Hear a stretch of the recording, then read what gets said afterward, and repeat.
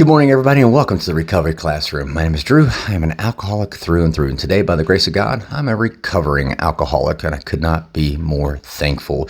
If you are local to the area tonight, it's Friday night. It's at 7 o'clock tonight. If you're local to the Huntington, West Virginia area, I want to encourage you, come down and check out the Crosstalk meeting. It's just a big group of people. It's all sitting around drinking coffee, talking shop about recovery, just talking shit about recovery and talking shit to each other. You will not walk out of there without making a friend. I promise. It's just such a great meeting. I want to encourage you to come on down. It's at Pea Ridge United Methodist Church on East Pea Ridge Road in Huntington.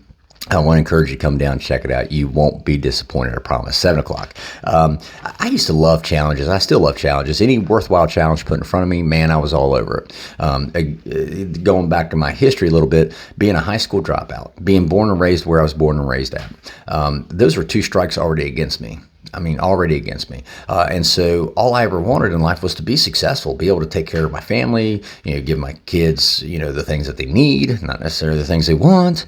I just wanted to be successful. And I already had two strikes against me. Well, shit, that was challenges of all challenges. And lo and behold, I became successful. I always loved it in the big book. Every time I read Bill's story, and the part says, I had arrived. I knew exactly what Bill was talking about. I knew exactly the message Bill was trying to communicate when he wrote that, and I really related to that for sure.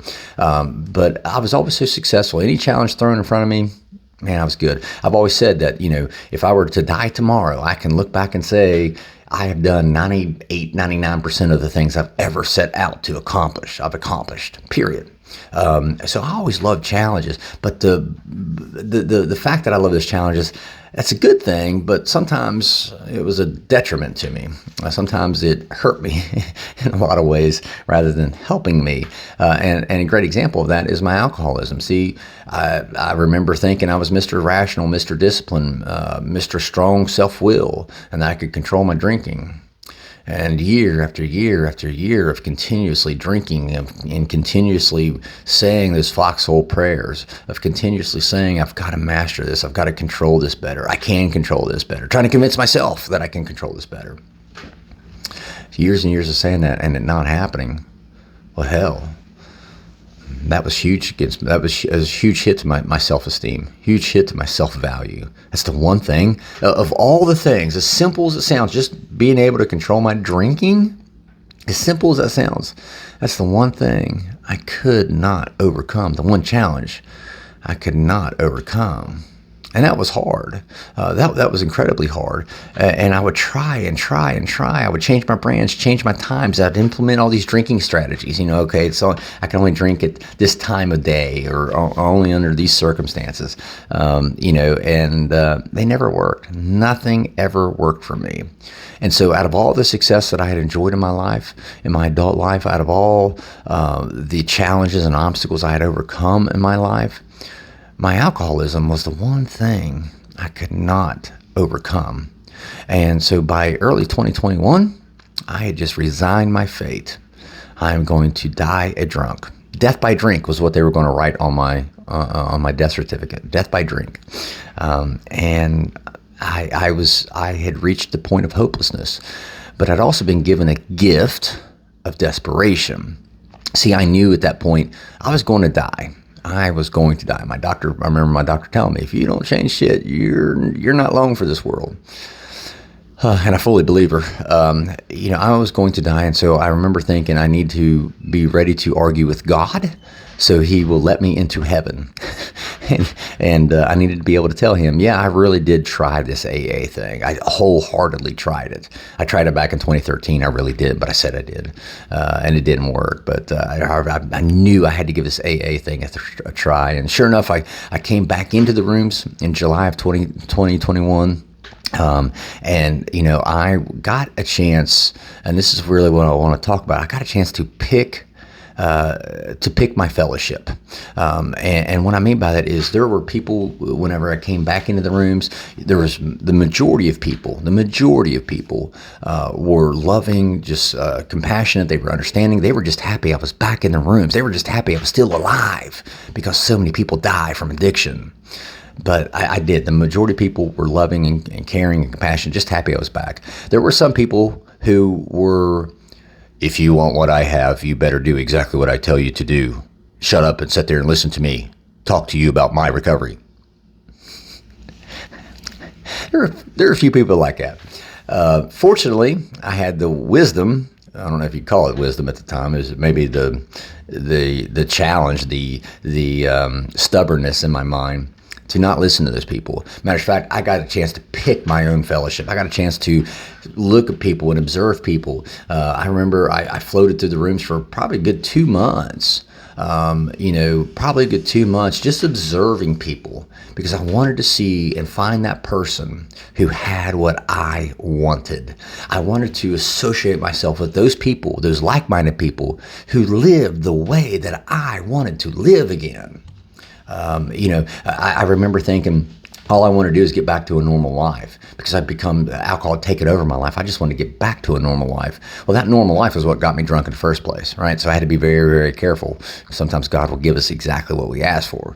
I don't want to go back to the drunken life. I want to go back to a normal life, a semi-normal life, a relatively normal life, right? And I remember praying all those foxhole prayers. You say, "Oh God, you just get me out of this. Don't, help me." Blah blah blah.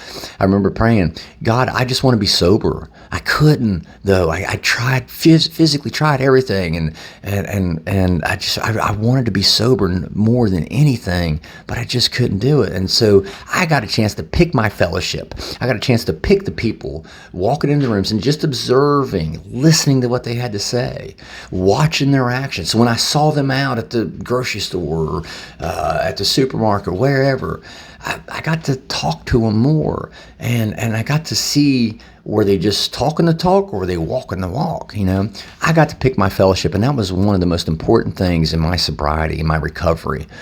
Surrounding myself with like-minded people who had what I wanted, that passion, that zest, that zeal for living, that excitement at a second chance, at a final chance.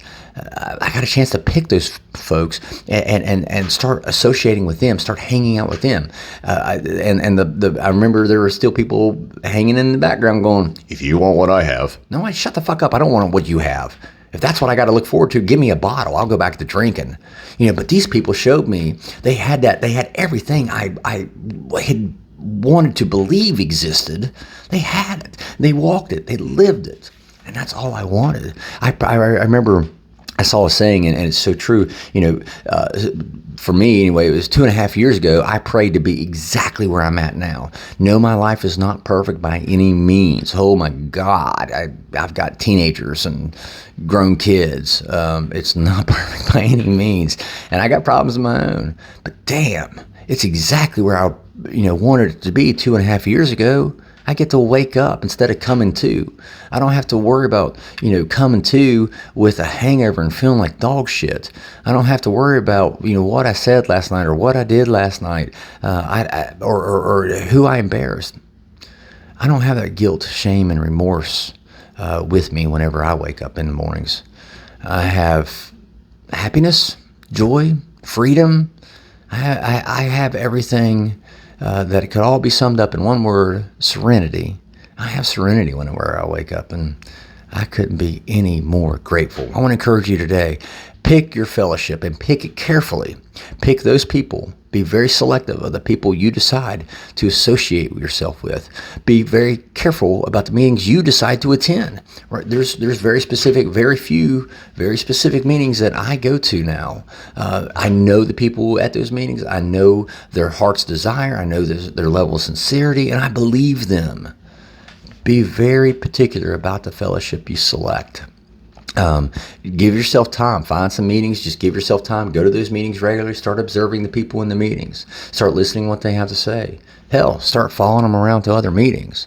You'll eventually see the con artists and the bullshitters and the ones who really mean it. So with that being said, I'll let you guys go. Hope you guys have an absolutely kick-ass Friday.